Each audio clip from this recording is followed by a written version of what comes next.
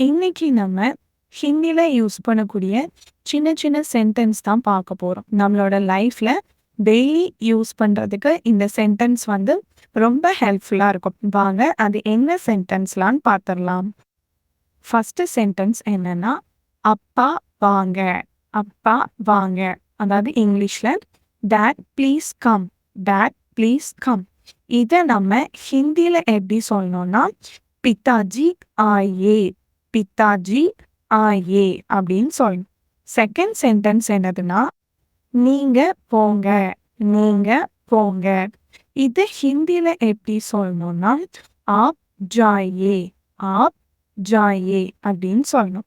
Third sentence என்னது அப்படின்னு, ரவி உட்காரு. ரவி உட்காரு. இது ஹிந்தியில எப்படி சொல்லணும்னா, ரவி பைட்டோ. ரவி பைட்டோ அப்படின்னு சொல்லணும்.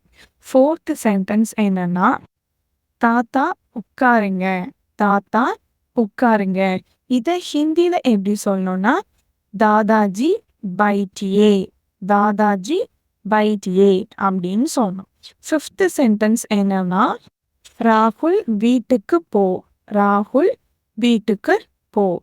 இதை ஹிந்தியில எப்படி சொல்லணும்னா, ராகுல் கர் ஜாவோ அப்படின்னு சொல்லணும். சிக்ஸ்த் சென்டென்ஸ் என்னன்னா, அம்மா உள்ள போங்க. அம்மா உள்ள போங்க. இதை ஹிந்தியில எப்படி சொல்லணும்னா, மா அந்தர் ஜாயே. மா அந்தர் ஜாயே அப்படின்னு சொல்லணும். செவன்த் சென்டென்ஸ் என்னதுன்னா, அங்க பாருங்க. அங்க பாருங்க. இது ஹிந்தியில எப்படி சொல்லணும்னா, உதர் தேக்கியே. உதர் தேக்கியே அப்படின்னு சொல்லணும். எய்த் சென்டென்ஸ் என்னன்னா, சீக்கிரம் எழுது. சீக்கிரம் எழுது.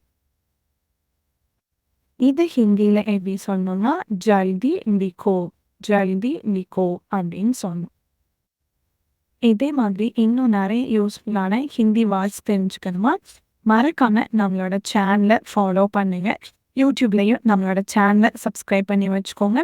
உங்களோட ஃப்ரெண்ட்ஸுக்கும் மறக்காம ஷேர் பண்ணுங்க.